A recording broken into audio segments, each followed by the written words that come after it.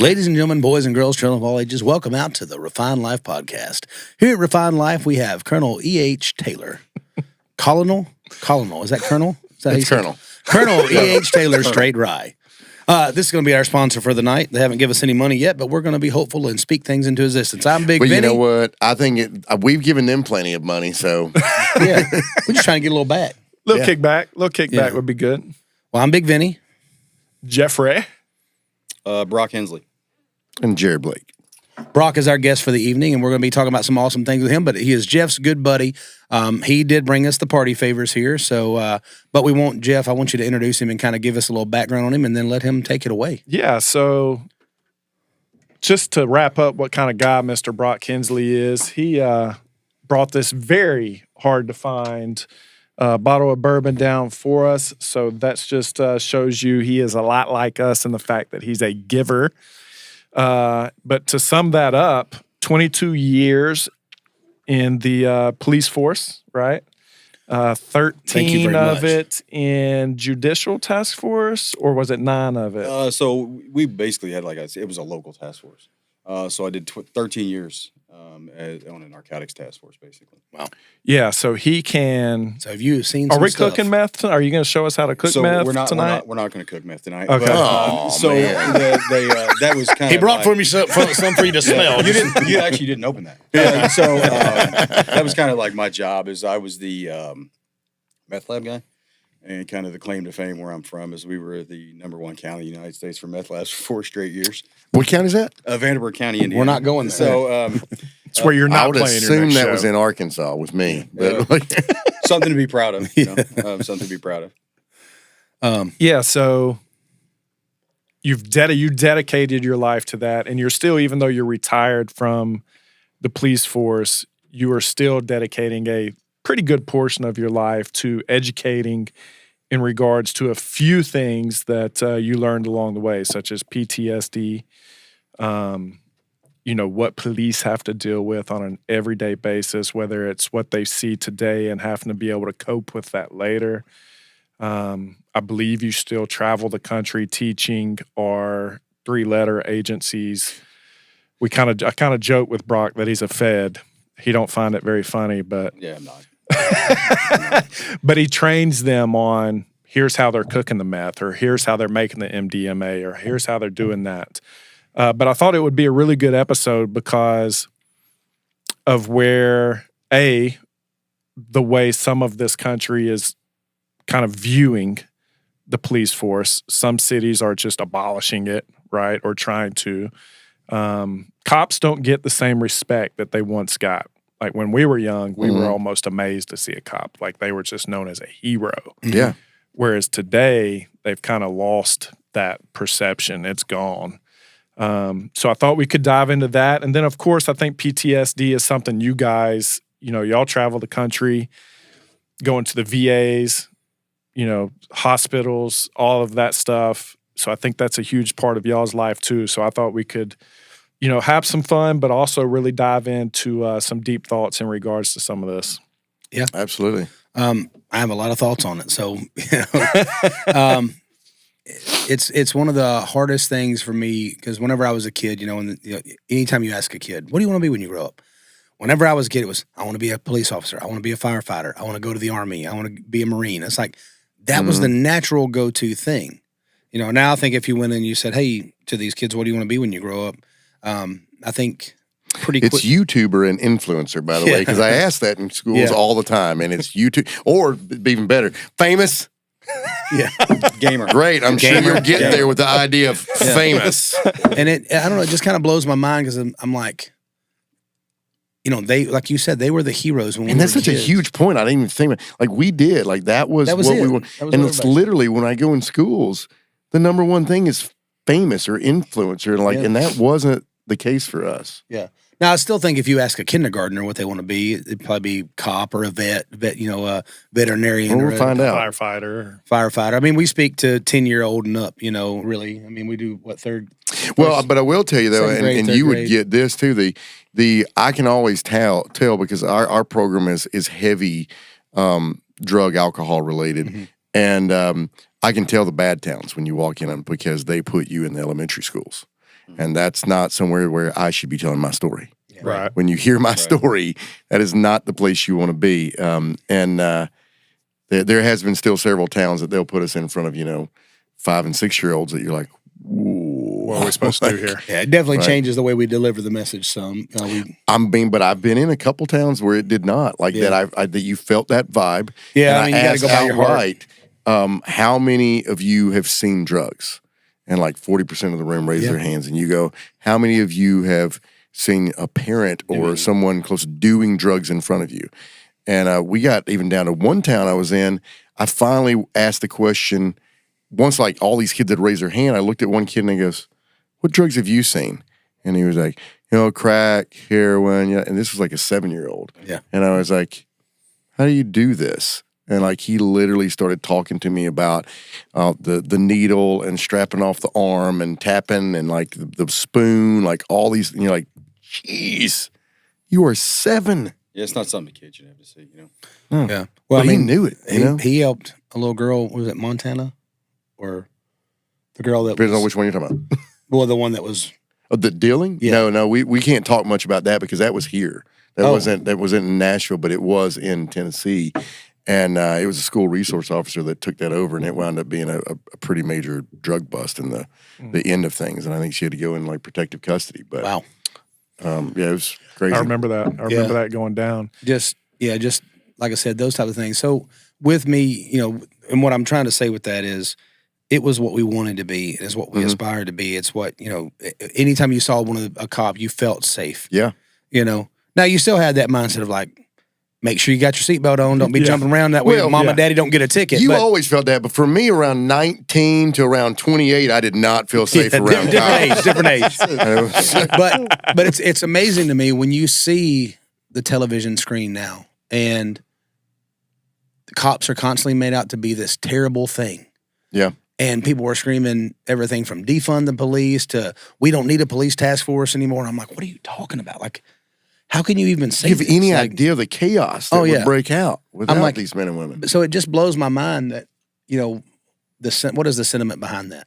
Like, what do you think happens if there was no law and order? Because if that was the case, then it's the strongest survive, the strongest take whatever they want from the weakest. Yeah. And guess who some of those strongest are going to be if that's the way you looked at it? Be a lot of police. A lot of police and military. Part of that is, when you look at that experiment's been played out. You can look at many cities around the United States. Absolutely. Where the experiment's been played out. I mean, I'm not going to. Well, I would do it different here because I just feel like if everybody thinks it would be different somehow. Yeah. Well, also the other thing, people think it's y'all's job. They think certain things are y'all's job. Y'all can't stop a crime from happening. The thought that people can be arrested can stop them from it. But y'all, if you're not there and somebody gets stabbed, you couldn't have stopped that. You know what I mean? You get called in to deal with it once that's happened, or you get called in because people were in fights or this or that. And so you have to go in. A lot of people think, and this is stuff I've heard people say, cops are just sitting around trying to get that quota so they get a bonus. And I'm like, I don't even know if any of that's real.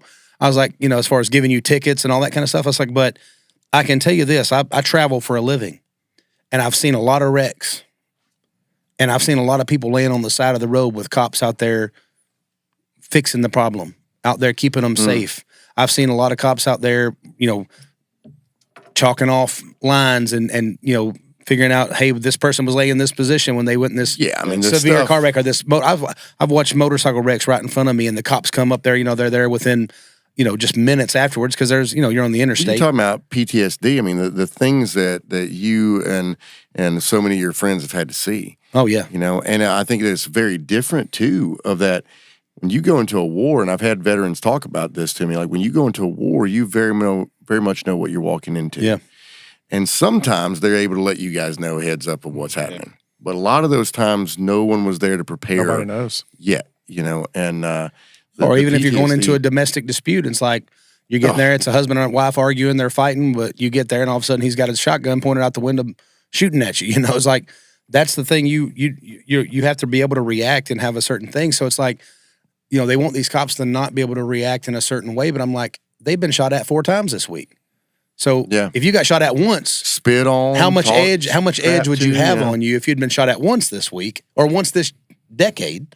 We literally had this conversation coming down here. I was talking to my wife and going through some stuff with her dad. And I told my wife, I said, you know, when we got off the phone, I was talking to I was talking to Nolan, and I was like, you know, stress is one thing, but I think the way people look at it is, you know, I look at everything in my life, which is not I wouldn't recommend it to anybody, but I look at everything in my life as like a business decision to me.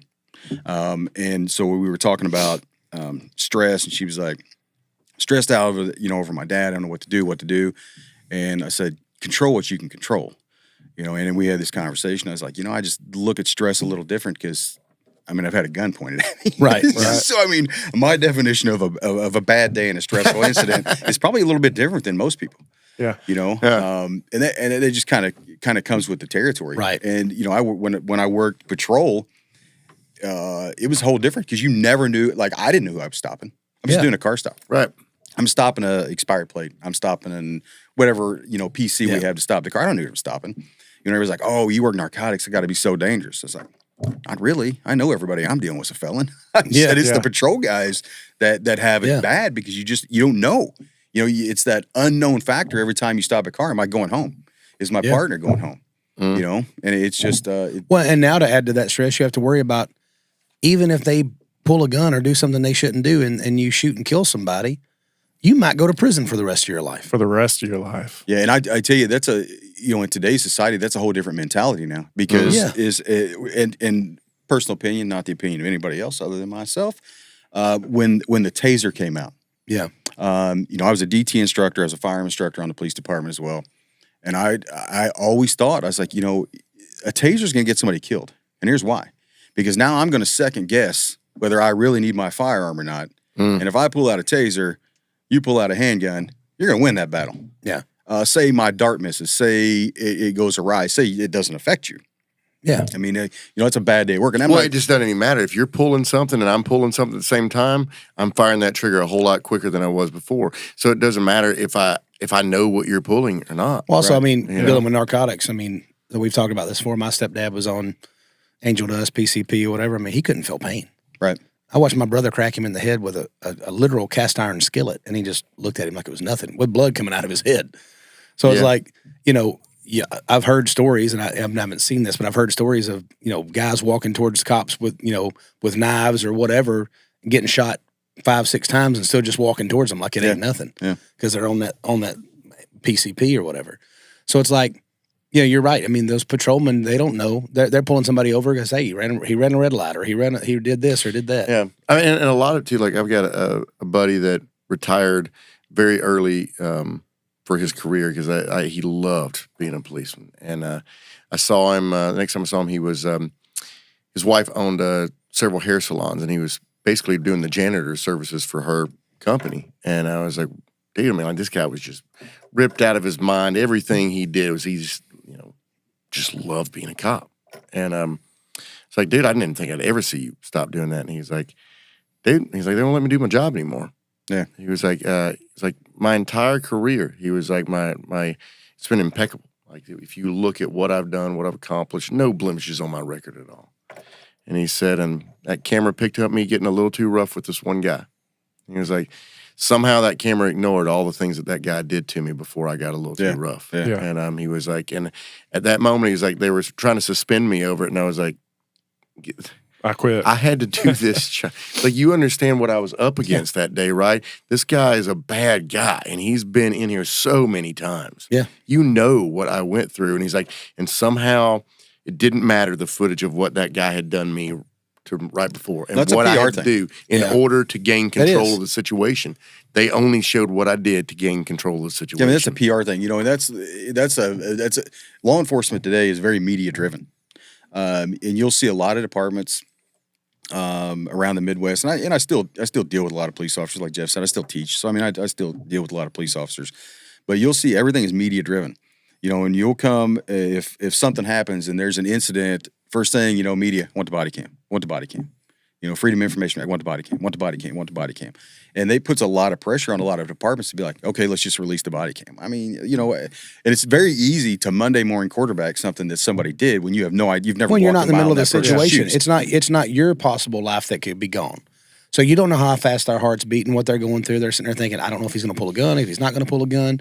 You Well, don't, just take away the physical, though. Yeah. Like, you can't feel the way that person is moving. You can't Yeah. feel the strength in what was happening. Yeah, right. Like, you can't know. You Yeah. know? I mean, I didn't like you guys for a short time of my life. There's actually a lot of police officers I don't really And like. there's bad and but there good. was there was a reason I was doing things that I should have been getting busted for, and so I had this joke with my wife for a long time. Like, it didn't go away immediately. You know, I started acting right, and I get pulled over by the cops, and my wife would be like, "What's wrong?" I'm like, "We're going to jail," and she's like, "Why would you be going to jail?" I'm like, "Because I always go to jail." I was like, well, you're not doing the things you used to do. You got expired tags. I'm pretty sure they're going to let you go. Yeah. You're going to have to go in and show proof that you got the tag changed. Well, you know, but it didn't really fully dawn on me until I got arrested a couple years ago, and I wasn't doing anything wrong. There was a glitch in the system, and a lot of the things I had done popped back up. And like, I don't know what it was, but either way, they had a warrant out for my arrest. They'd had it out for a while because somehow these things became live in the system again. And I wasn't treated very good, but I was very coherent enough to understand that I wasn't getting treated very good. It probably was the best thing for me because most of the other time, whenever I'd done something wrong, I couldn't feel anything or see anything or remember anything. So I had no idea. And it was a very real life view of this is what I created. And the way they're treating me right now is based off of them reading a piece of paper and not knowing who I am today. Right. You know, but the reality is that after I got over being pissed off about it, I realized I stepped out of a excursion that was jacked up and got out with these tattoos and built a little bigger than most people with that record attached to me. I mean, what was that cop supposed to think? He didn't know what I was about to do. He didn't know that I was a different person these days. But if I saw me jump out of a vehicle, you know, with chains and rings and tattoos and saw that record, I'd be like, let's tie this guy up. And that's exactly what they did, by the way. They strapped me. They put the handcuffs on, then they zip tied my elbows and zip tied my feet. And I was like, holy crap, what have I done? Man, I'd like to read that record. So I don't know that I could be zip tied at the. I don't know if I can get my arms back that Well, far. they can use several zip ties. They just put more in. I was like, So it takes me back to a conversation we've had on a couple of the trends, you know, the social media trends, the videos that make their cycles. A lot of them are police officer related, some in a positive light, a lot in a negative light. But there's been clips of officers, let's say, showing up to a car wreck, a very bad car wreck, or just something gruesome, something bad, and the officers are seen laughing. You and I have had a small conversation about this, but give us your thoughts on that.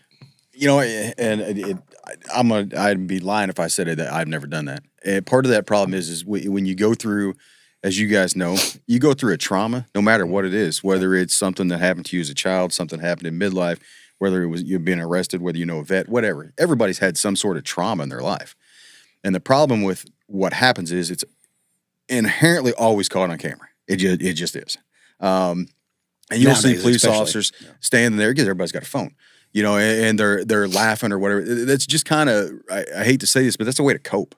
Right. Because if you took a law enforcement career, say 22 years, all right, 22 years, and not every day was, you know, running and gunning. You know, there are days you're just like, I'm not doing shit today. And you just didn't do shit, you know. But if for the most part, as you're taking dispatch runs, I worked one of the busiest beats in the city of Evansville. And Evansville's a decent sized city. We were busy. Got casinos, I know that. Fact. And the issue is that's your way of kind of venting and not necessarily making light, but be like, okay, I don't want to break down right now. I don't want to freak out. Right. I don't want to have problems because my first marriage,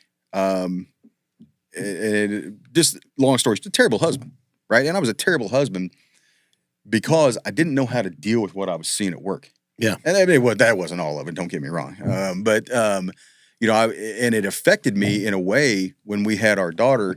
and you kind of hit home. You both, you guys, when you're talking about your kids, I mean, you become very overprotective in that area, and that's just a way to deal with trauma and stress. Because back when I was on patrol, and even up until a few years ago, going to counseling wasn't a thing.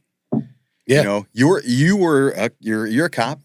You're expected to be strong. You're expected to deal with your own emotions, deal with your problems, and as I like to say, go forth and conquer.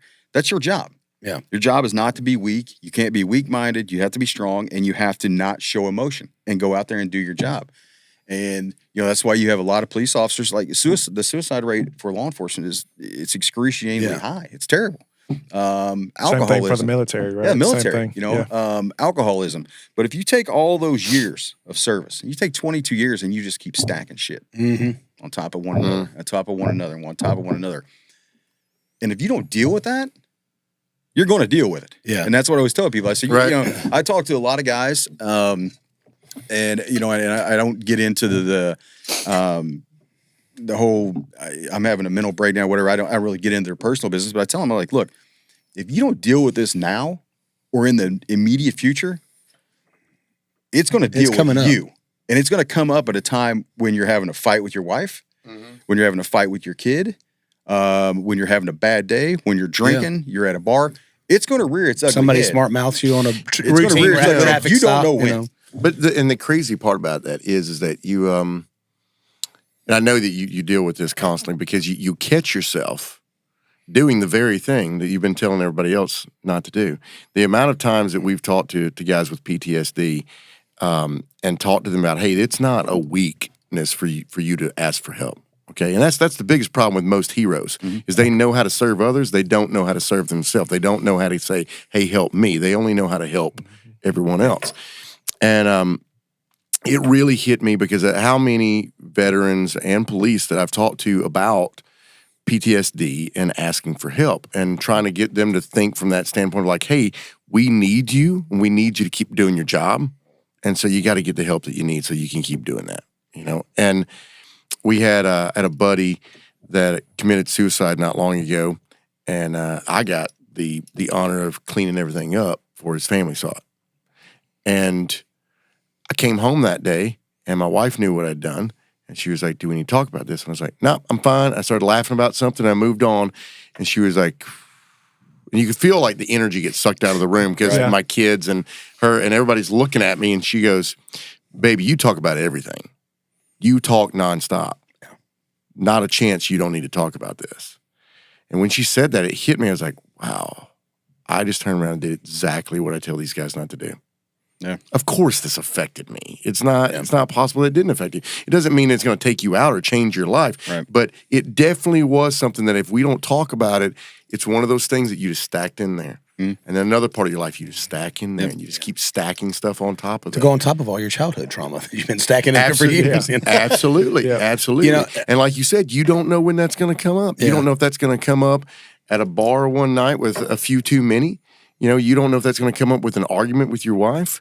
You don't know what, but you do know how tragic it can end. Yeah, it's literally the worst game of Jenga. Yeah. Right. That's waiting for it to fall. You just don't know which one's getting pulled out. Now, I will say this. Fortunately for me, my wife now was in the medical field, and she worked in the ER for many years. She saw a lot. So we have that ability, and she knows, hey, what's bothering you? Because to this day, and there's still shit that comes back to me.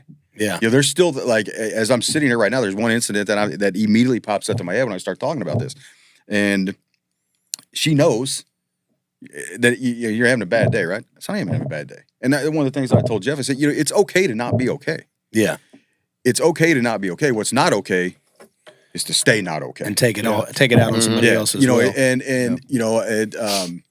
I've had a bad day, and you go to bed and you're like, that was a shitty day. And then you try to process why. And one thing I'm very good at is I can generally tell you what it was. Like if something set me off, I can generally tell you what it was, and I can tell you how it maneuvered my day into the way it ended. And I'm very fortunate in that. But that's through years of trying to figure out why. Like why this, why that, and you question a lot of things. You're like, why did I have to see that? Why did this person have to see that? But in the end, I signed up for the job, and I would never say, hey, poor me, pitiful me, I'm not looking for sympathy or anything like that. But I 100% agree with you is folks have to say, I need help. Yeah. And a lot of guys don't. Well, and there's a couple other sides on that too that it didn't occur to me until that day.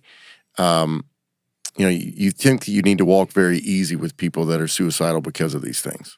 But the reality is that taking that route just puts someone else in a position to feel what you were already feeling and see what you had already seen. Because you're right, you did sign up for that job and you have to take responsibility for that.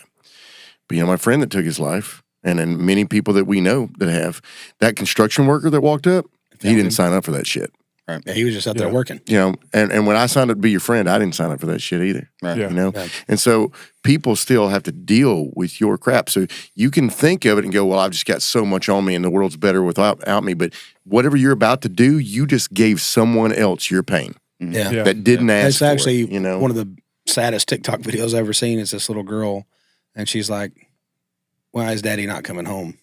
And the dad had committed suicide, and she's crying to her mom, and she was putting it out as a PSA saying, when you do this, you're not getting rid of the pain, you're just transferring it to the next person. Yeah, at that point, your pain is over. Yeah. Right. Your pain is over. You're letting go of your pain, but like now that little girl's going to grow up without her daddy. Right. And so, it was interesting you're saying this because literally this week I wrote with a buddy of mine from Knoxville, and he's an EMT, and then his guy he brought with him is a state trooper here in Tennessee.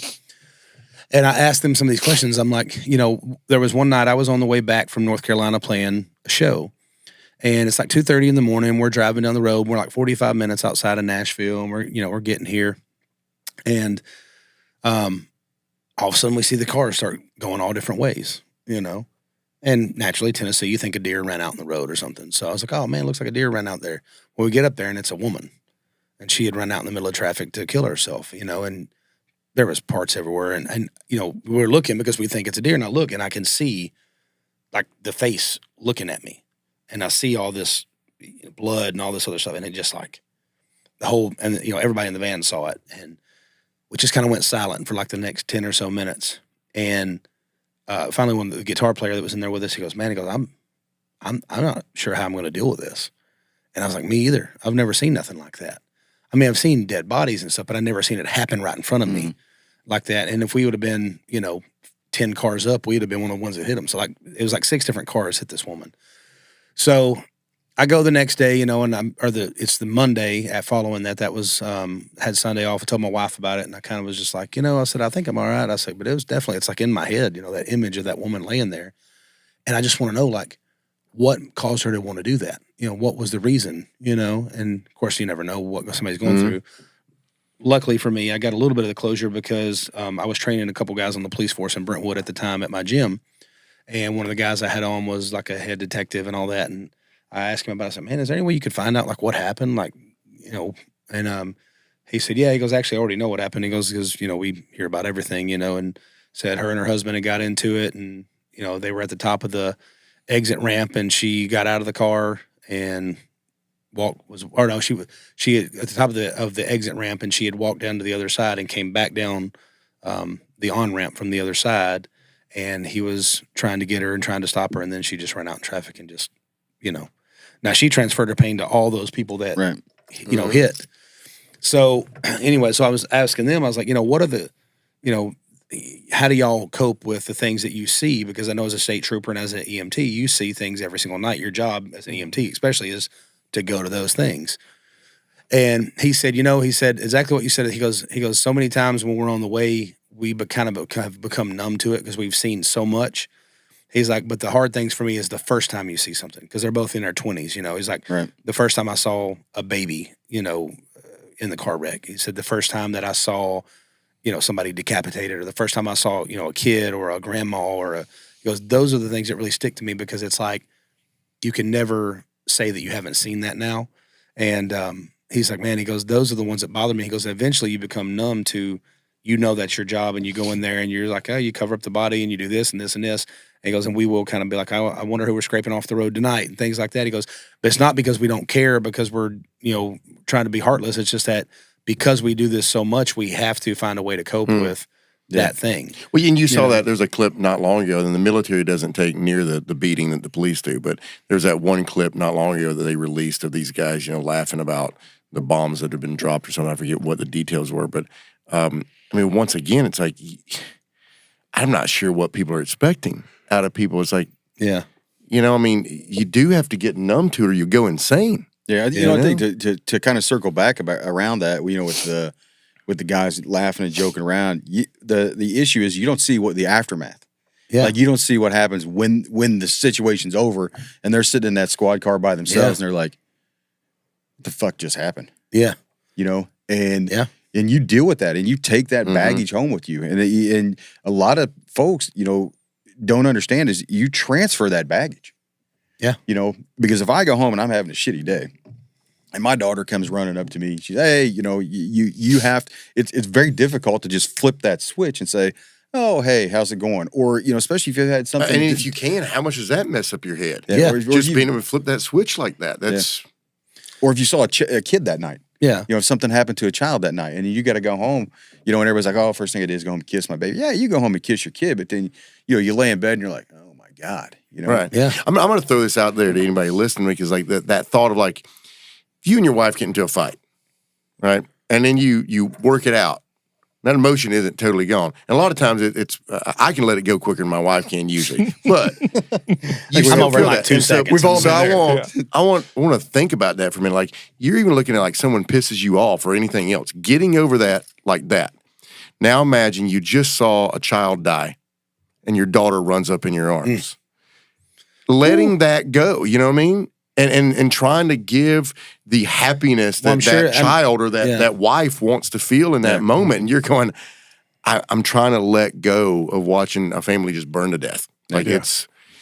Well, I think obviously it probably makes you hug them a little tighter and be like, I want to always be able to protect you. I mean, circumstances happen that, I think for me, anytime when I hear, couple years ago, my wife calls me and she's crying. And she's like, I'm just so worried because my friend from North Carolina who lives in a nice neighborhood, her little girl was outside playing in the fenced-in backyard in this nice neighborhood, and she was like literally standing in the kitchen washing dishes, and our little daughter's outside playing on the little playground, little play set, whatever it was, and all of a sudden this guy, fully black mask, everything else, jumps over the fence, grabs the daughter, and is taking off to run and jump over the other side of the fence and take off with her daughter that's like 7 years old. And luckily, they had a Rottweiler, and the Rottweiler got him by the backside, and of course, he dropped her, and then the dog immediately started guarding the kid, thank God, and he got away, and they still never found him. They have no clue who it was, what the intentions were, what it was. There was no bad beef with the family. It wasn't, her and her husband were still married. It's like literally somebody was about to take that little girl right out of the back of the yard and go traffic her or do whatever they were going to do with her. And it's like, she's like, how do we keep that from happening? I was like, well, we just have to be right there with them. I was like, that's the only thing I know to do. And that's the reason when I say I'm not. I can't imagine seeing that. There would never be a place that the gun wasn't on my hip because I don't know how I would. Well, talking to Matt Murphy, he's like, it happens every day. Yeah, but how much more helpless could you feel as a parent? I mean, mind my own business, washing dishes, looking out the window of my daughter. That's what leads me back to the original point of kind of what we started talking about. So you hear people screaming, defund the police. And I'm like, nah, we need to fund the police. We need to fund the fact that they do need more days off and they need training with certain things and they need to, they need more tactical gear and they need better stuff. I mean, and understand if you want them to be less angry or you want them to not judge people, all those things, you need their mental health being at they need to be getting more mental health treatment than anyone else. I mean, look at how many people just go to work wherever at their regular job and have a therapist. Yeah. In today's world, look at how many of you out there have a therapist made me mad today when they got to the copier before me because they knew I was headed there. So we were doing a couple things, the training thing. And here's what I'll say about the training. We get a lot of that, you guys need more mental health crisis training for dealing with people on the streets. I'm not a mental health crisis person. He's like, I need help dealing with my job is not to go there and you're not. I'm not a social worker. Yeah, and the big confusion there is like most law enforcement agencies, especially larger departments, are very well trained, about as trained as you could possibly be. The issue is when all these people think they have nobody else to call the cops. Yeah. Well, so-and-so's, we saw a guy here earlier just walking down the street with a sword talking to himself. And I was like, I wonder if anybody's called the cops. But, and that's the thing is like. He was talking to this sword. He could have been. Were you questioning where Jeff brought you? Well, I did on my text I sent you. Downtown Murfreesboro. But I was like, the thing is that as bad as it is to say, it's really not our job. But we're expected to go there. We're expected to do that job. And then when you go there and, the crazy guy with the sword gets the sword out, and then all of a sudden, he just had mental health issues. We didn't have time to talk about that. Well, they just arrested this guy who was a Marine on the subway. Yeah, that's crazy. Because he was running around literally like grabbing women and saying lewd things and doing all this stuff and threatening to kill people and all this. And this, guy that was in the Marines, who was no longer in the Marines, but he chokes this dude out. Well, the guy ends up dying because he was on a lot of stuff. And of course, he had mental health issues and all this other stuff. And I'm like, they just arrested this dude. I'm like, everybody on the train was happy that he did what he did because they were scared for their life. Dude. This guy who fought for our country and has put himself on the line, his life on the line to help save people and to help go give us the rights we have, is now going to jail for literally doing the same thing that he signed up in the military to do. Because what? Because the media? It's insane. I've got to bring it up. And it'll either work out great for us or it won't work out great for us, or it'll be right in the middle and no one will even notice. Who knows? But dude, after the shooting, that school shooting in Nashville, and that one kid, I don't know if any of you guys saw that post of this kid. I think he was based out of Nashville. And I was super proud of him for saying it. He was probably 17, 18 years old, and the video went viral. He says, it's crazy to me that children and adults lost their life today. Yeah. And within 3 hours, we went from discussing that to this being a gun issue and a transgender issue. Yeah. In 3 hours. Mm-hmm. And we have these extreme people talking on both sides. Yeah. And he said the only one thing that anybody seems to agree on was the swiftness of our police force to go in and apprehend the shooter. That's all anyone agrees on, which just goes to show you toxic masculinity saves the day again. And dude, that hate that he got. The crazy thing was, but what we've been phrasing as toxic masculinity. Yeah. But the thing was when the media started spinning this coverage, they put on there the 7 victims. There was only 6 victims. The other one was the person who decided to go and shoot. That's not a victim. That's not a victim. That's a person that got killed because they were in there killing kids. Listen, and your they were mental dead, health course, set aside. Yeah. Clearly, and they said, they had mental health. Yes. If you go in to shoot up a school, you clearly have mental health issues. Yeah. No one does that, okay? But I promise you, if I got the gun and you're going to kill my kid, I'm going to kill you. Yeah, that's not the time for me to be your counselor. Yeah. Nope. I mean, you're causing harm to other people. I mean, we had the Walmart shooter. Oh, yeah. And we took the police department, I say we, I was retired from there, but I mean, they took a bit of a beating over it, but it was very short.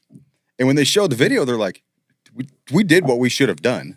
Fortunately, that side of town was inundated with some off-duty law enforcement guys, and they did it. They went in there, did exactly just like Nashville, did exactly what they're trained to do and what they should have done. And I think we get confused a lot of times because the media is, how bad could it have been? Yeah, if you didn't. If you want to talk about, there's 5 victims, well, now there's not 25 victims. Right. Because law enforcement went in and they did their job. And that's we've got several buddies in the military, and one of them brought up, and I was curious what you thought about this. We brought up several different, when it comes to protesting and those sort of things, the things that have gone wrong.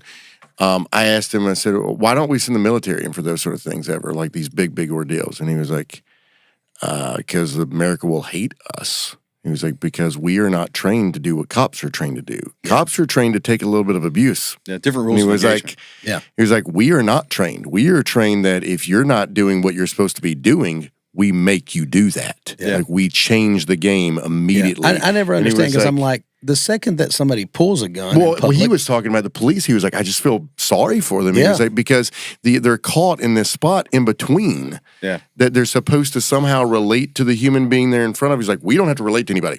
No. yeah, He's like, Well, you know, so my daughter was in the band at high school. By the way, if you're a football guy, she goes to Alabama. So sorry, if you're crap, Tennessee balls guy. Sorry. She wanted to go there. but They've she ended won up a going- lot more than we have. She ended up going to Alabama. But so when the all that stuff was going on, Indianapolis had the riot. I happened to be in downtown Indianapolis that night. Right. And my wife was there, and she's like, "Where are you going?" I said, "I'm gonna go watch the riot." She's shitting me, right? I said, "No, I'm gonna go see what this is all about." Now, I watched it on the news, and it looked like the World third War world's III. largest riot. Yeah. I drove down there, and this is no shit. You get, you know where the Colts Stadium's at? Lucas Oil. You know where the White Castle is? Yeah. There was 15 people out there. Throwing rocks. Probably 10 cops. And when I watched it on the news, it looked like the world was coming to an end. And I Right. drove down there, I was like, this is literally the worst riot I've ever seen in my life. I worked in a prison for 9 years, so I've seen a riot. I've seen a riot. That is not a riot. Yeah. That's just a bunch of juveniles That's throwing quiet. rocks. That's quiet. That's riot. quiet riot. Yeah. So I've watched them. I think it's, and I think. Well, that let me ask you it's this. so over sensationalized. Oh, in the media absolutely. that it's No, just, I think Portland, Oregon was a little worse. Was it Portland or was it Washington? Was it? No, I do think Was it- Portland's where that was the first one. What was the one where Portland they did the blocked off city, like right? 9 blocks and like yeah. took over? Was that Portland? I think they that just was gave it Portland, to him. Well, yeah. the city gave Yeah, it. to him. City gave it to him. Yeah, it makes Now no sense. they're trying to figure out how to clean it up. Yeah, well, You know, in we got to Louisville, go there in a few weeks. you know, Louisville, they're right. It was legit. It Yeah. was bad. You know, 2 different times, but I think it's you know, a lot of that is just people want to see it. Let me ask you this on because you've People done love a this. fight, You man. you did this for a long time and you were great at what you did.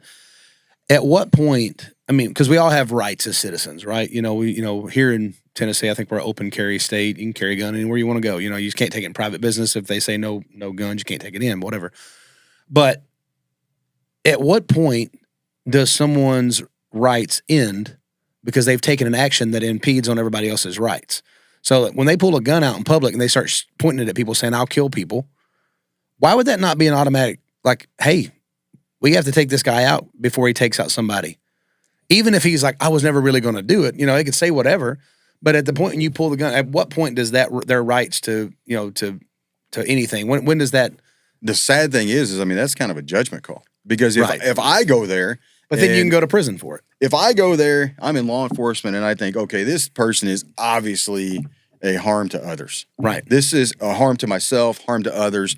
They're making a substantial step. They've got the gun out. They've made the verbal threats. I mean, I think at that point, you got to take some sort of action. I don't know that person's mental state. And that's part of the problem. Yeah. Like when I show up, if, you know, Well, they're clearly unstable. yeah, you're standing there and you got a knife pointing at me and you're not talking about stabbing me, but you start walking toward me. Yeah. I don't know what your intentions. I don't know what your mental thought process is. All I know is You got a knife. weapon. You're coming There's after a me. pretty good chance that you're coming after me with a knife. Yeah. You know, probably the creepiest thing I happened to be, 2 creepiest things I ever had to happen to me in law enforcement was one, there was a little kid in the projects of Evansville, and these weird things just pop up in my head when I start talking about this shit. He was in a diaper. My partner and I driving through, and there's speed bumps everywhere because it's the housing projects. And we were driving real slow past this little kid, and this little kid, he's probably 3. And he looks at me and he goes, makes the finger gun and points out. I look at my partner and said, let's get the hell out of here because that's one of the creepiest things that's ever happened to me in my life. And the other one was a girl. We were arresting her brother. He was 18, 19. He fought with us.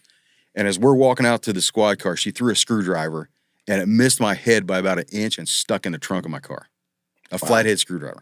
And I was like, can you imagine if that had hit me in the head? I mean, hopefully it would have just bounced off my thick skull, but who knows? You do got a nice thick skull on you. Thank you. Yeah. Thank you. I have a nice coiffed We're very hair. new. Me and you both are very Neanderthalic, you know. Well, You spent a lot of time on the drug stuff. Can we win the war on drugs, or is that just a never-ending battle? Oh, that's for sure. Never. You can't. yeah, I mean, I don't think it's a never-ending battle. But here's what I'll say about this, and I got a little bit different perspective, which really shocks a lot of people when it comes to that. I have a family member who's very close to me. I won't say how close. That is an opioid addict, and because of that, I have a bit of a different view. Yeah. So like if I arrest a drug suspect, I'm the guy that sits down on the curb with him, like, Yeah. what's going on? Because here's what I tell people. And one of the classes I teach to this day is the manufacturing of fentanyl, and you know how fentanyl's made and all the synthetic drugs. That's my job. And I always tell people, and I always tell new patrol officers this when I teach them. It's like, I say, like, look, this person didn't wake up yesterday morning and say, holy shit, I think I want to be a heroin addict. Right. Nobody does that. Something led it. Nobody does that. I said, and what you got to understand is that's somebody's kid, that's somebody's mom, that's somebody's dad, that's somebody's brother. Yeah. And you need to treat them as such. Yeah. Now, I'm also a guy that I will give you the benefit of the doubt until you make me not. Right. Give you the benefit of the doubt. I will help you get the treatment you need until you make me not want to help you. Yeah. I'm a big advocate of treatment. I really am. And I agree. And part of the issue is the stigma behind it. That, well, you know, they've been to treatment 6 times. Okay, well, maybe the 7th time is when they survive. Yeah. Or maybe the 7th time. Well, the thing is, too, is it's getting to what caused them to go do that. You know, and one of the things I think is what was the other hole they were trying to fill? You know, and another thing that really irritates me is I think a lot of that shit is put off as mental illness.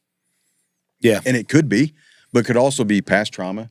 It could be, I don't know what that person's been through. And so one of the things I always did is I sat down and I'm like, I won't say always, this was later in my career, but I was like, how'd you get to where you were?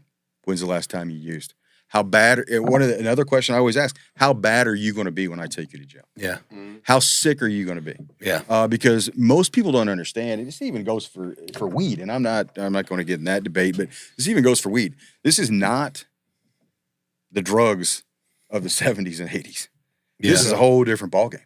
And when you start talking about fentanyl, carfentanil, and some of the other fentanyl derivatives, it's a whole different ballgame. Yeah. You know, when I first, I was a meth lab guy. I'm a big meth guy. That was my drug of choice. Quit messing around. I've heard that before. That was my choice. My choice drug. That's all I dealt with were meth addicts and meth labs. Meth labs was pretty much my entire narcotics career. That's what I did. I mean, I understand because it's such a dominating drug for people. Like it just takes their entire world. So I can understand why that'd be an intriguing one to study. Yeah, you know, and I'll say this about meth addicts are a different type of individual. So like when you interview a heroin addict, I mean, you almost have to shake him to keep him up. You know, it's a very difficult process. But when you interview like the meth cooks, I loved talking to meth cooks because it's so interesting. And you think, what if this person would have taken a different turn? What would they have been? Yeah. I mean, this guy could be a chemist for Eli Lilly. What was the meth cooking show? Breaking Bad. Breaking Bad. But you know, it just that was always interesting to me. But you know, I got kind of a soft spot, I guess, for you know some of the treatment guys because I don't understand. Like you're going to get sick when you go to jail. And I always try to give the jail a heads up. Hey, you know he's going to go through withdrawals. They haven't been clean in a long time. But you know the potency of drugs today is like me personally, never smoked weed in my life. Drank a lot. I've drank a lot in my life, a lot, but never smoked weed in my life. But I can tell you that dealing with somebody that is an old weed smoker, they were good to interview too. What's up, man? You taking me to jail? Cool, let's go. And then they just get in your car. Yeah. You know, you're like, hey, put the handcuffs on. You just get in your car. So, do the thing.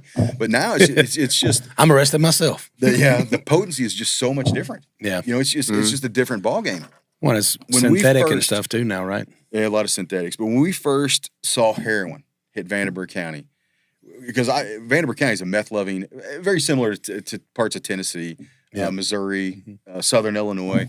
Arkansas. We have a saying, you don't mess with Arkansas. It's Arkansas. Arkansas, because they couldn't make up their own name. Yeah. So this is your Kansas, this is our Kansas. Yeah. But it's so weird now because like when we first started seeing heroin, you would have an overdose. Narcan, bring him back, right? And I was a big proponent for getting Narcan. I was like, give the cops Narcan. We're not injecting it. I'm not a doctor. I'm just trying to wake your ass back up. Yeah. And so big proponent of Narcan. And you would hit him with Narcan, boom, come right back.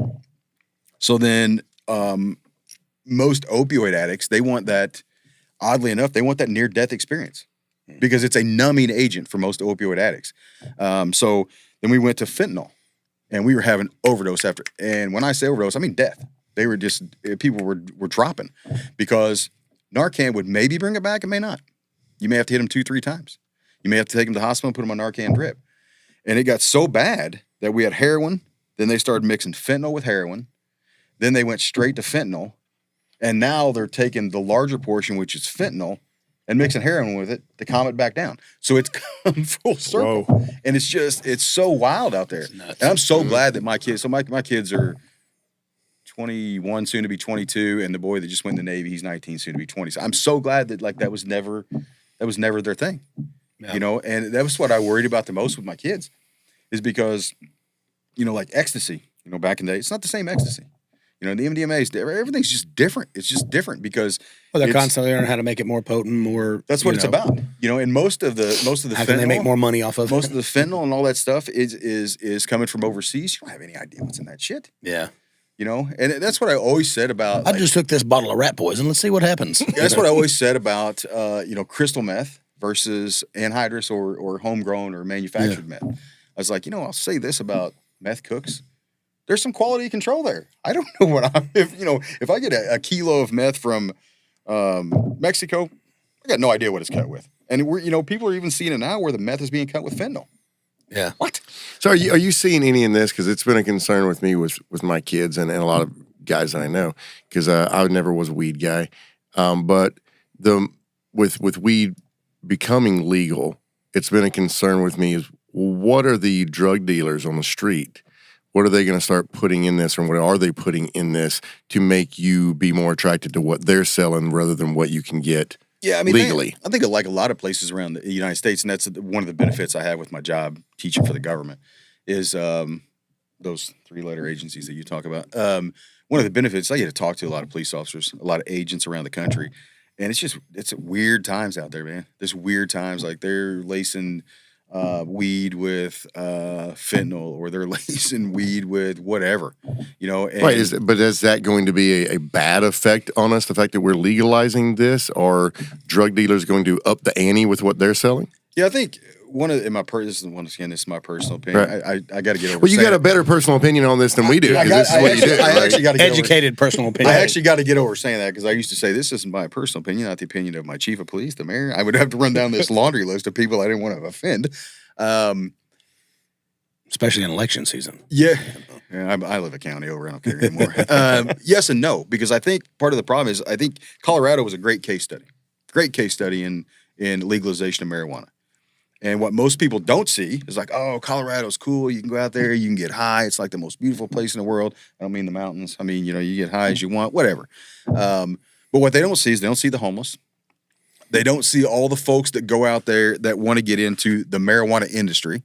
Well, you know, I can't find a job. I'm a gamer. I'm going to move to Colorado. I'm going to pick buds. Well, there's a season for that. And right. So after that season, you're an unemployed bum. Yeah. Living on the streets. I had a hemp farm in Fort Collins, so. So I mean, you get a lot of that with like the homelessness, and then on top of that is with all these folks that own dispensaries, you can't put your money in the bank. And everybody's like, well, why not? Well, because marijuana is still illegal federally.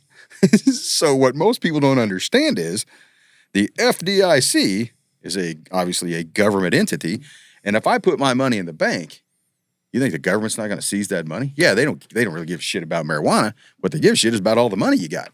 So now what you have is I have a safe. I just learned this from that Oklahoma show with Tulsa King with Sylvester Stallone. So now I have a safe with $3 million in it.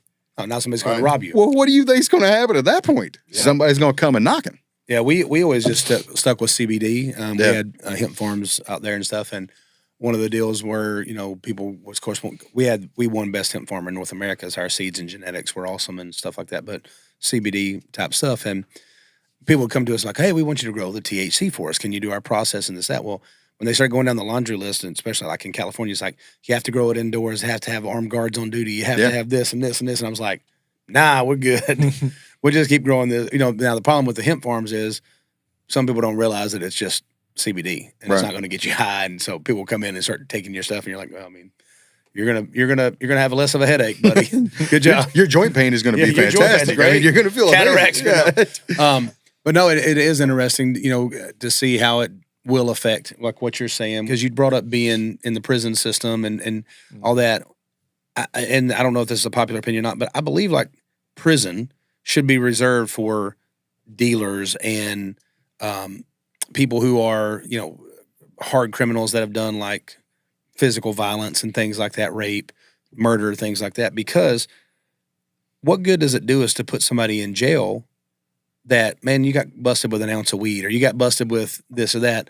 Now, if they were trying to sell that stuff, it's a different thing. I think you're trying to sell it to kids. Or, man, you had tax evasion, so we're now, like the whole Chrisley family is like, you had $36 million in taxes that you didn't pay in. So now we're going to put you in prison for 12 years apiece where we got to pay $60,000 a year to keep you up in prison. And you can't, now you're not going to be able to pay that money back. And then you get out in 12 years and your slate's clean. Like, why not just let them keep working? Why put white collar crime in the jail cell? Why take a person that's like, man, he's 21 years old and he got caught, with some weed or he got caught with some, whatever, even worse drugs, put him in prison. Like, we need to get them help, like what you said. So I just wonder, how is the prison, as we are overloaded in our prisons and things like that, how do you see that playing out with, now it's going to we got lack of cops now because everything is underfunded, or people are just saying, hey, my buddy's down in Perry County, the sheriff, he's like, because I can't really find people that want to come be cops. Yeah.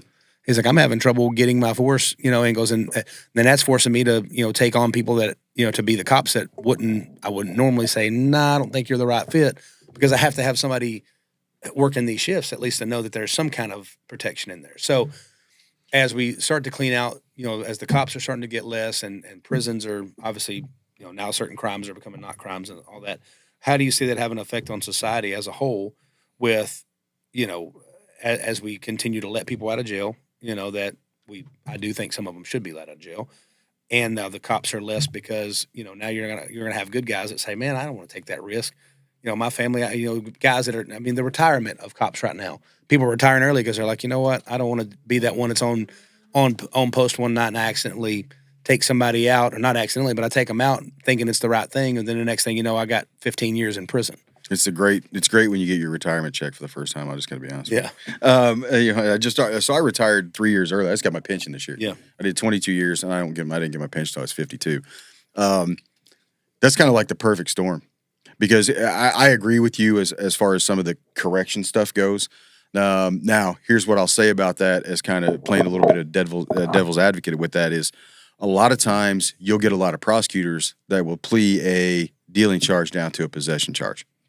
So then they send him to prison on the possession charge because they'll take the deal. So you may have a guy that has 3-4 pounds of crystal meth, and they're going to plea it down to a possession. As shitty as that sounds and as terrible as it is, that way they don't have to go to trial. You get a lot of lazy prosecutors out there. What do you get for that? 2-3 years, 5 years, 11-29? Depends on what state you're in. Back in the day, we were getting 45, 50 years on a meth lab. Right. But these were also people that were blowing up houses, and one blew up right across the street from a school. It was just, that's kind of the way it was. But at low-level offenders, I get that. But if people really knew, like if they really knew like the plea bargain system that happens in the United States, and it's different everywhere you go. And I think, there's a certain group of individuals in this country right now that we're kind of seeing how that plays out with how you, right. Depending on what your name is, what your slice of the pie is going to be. Prisons are overcrowded, yes. I think probably ultimately what will happen is more privatization of prisons, which I think is not a great idea. Because then you're getting guys that are less trained working in the Department of Corrections. There's even some states that will let low-level felons be police officers now. And, when you think about that, that's fine, I guess, depending on what your low-level felony was. But according to the Department of Justice, you can't carry a gun as a felon in the United States. So, it's we're in weird times. And that's about the best way I can say it. It's just weird. It's just bizarre. Like every day when I watch the news, or because I'm not a TikTok guy, but if I watch the news, I got to the point where I was like, it infuriated me. I was like, I gotta quit watching the news. It just pisses me off. Mm-hmm. I quit. It just pisses me off. And one of the things that, and I just want to say this real quick because I didn't get a chance to get it out, but one of the big struggles that people have in law enforcement and the military is when you sever service. Is so I really and I know this is going over, but this is something I really feel very passionate about. Is guys have to understand there is an end, right? And when to kind of add to that, when I first went to narcotics, everybody thinks to work in narcotics, you got to grow out the narcotic starter kit, right? You got to have hair down to crack your ass. You got to have a goatee down here, which I did. The long goatee. I mean, you think I look like a caveman now? I really look bad then. That's how I met my wife. I met my wife wearing a certain motorcycle club support shirt and a pair of camouflage pants. That's how I met my wife and my in-laws.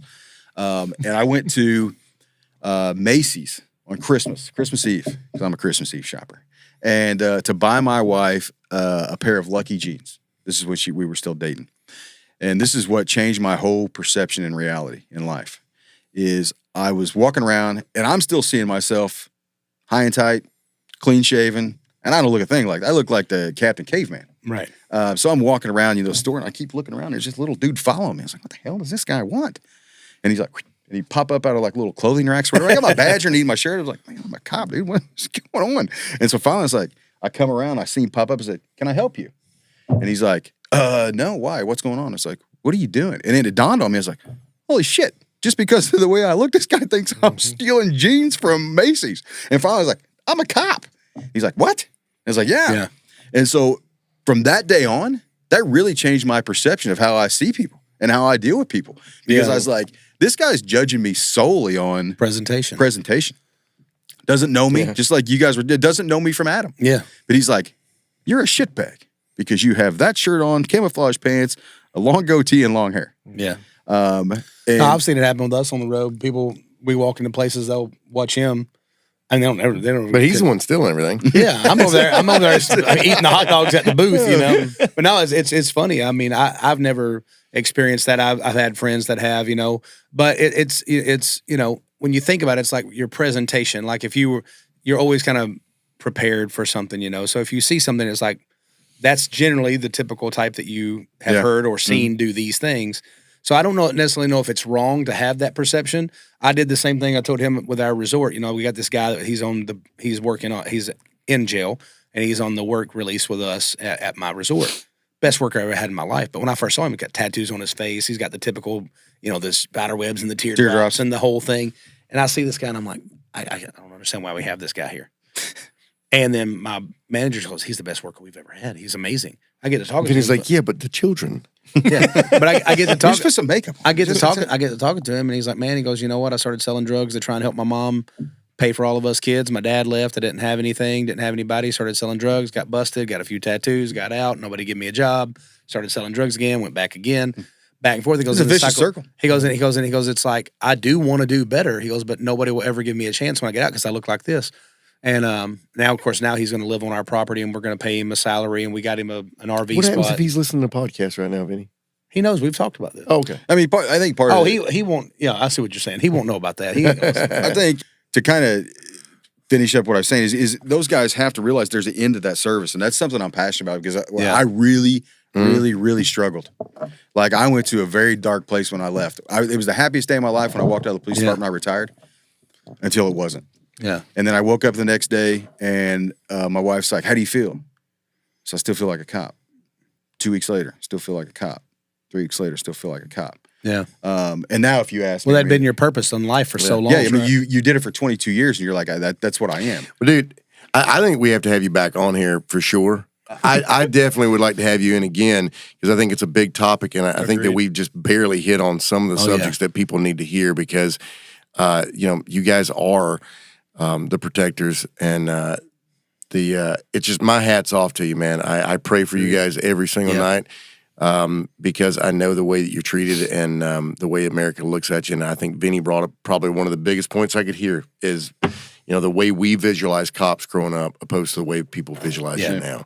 And, any cops out there listening, I want you to understand that I know that the way people talk and the way people look at a lot of you guys, but there's a lot of guys like us sitting at this table right now that we got your back and we love you guys and we thank you guys. And if you are struggling with anything, there are people out there that can help, that will help. You can reach out to anybody on this team for sure. We got a lot of contacts, and thankfully we got a new friend today that would help us out as well. So reach out to any of us, and we'll try to get you taken care Yeah, of. Jeff's got my number, and I would be more than happy Absolutely. to help anybody that's trying to get that separation from service. Awesome. Absolutely. Bring us home, Vinny.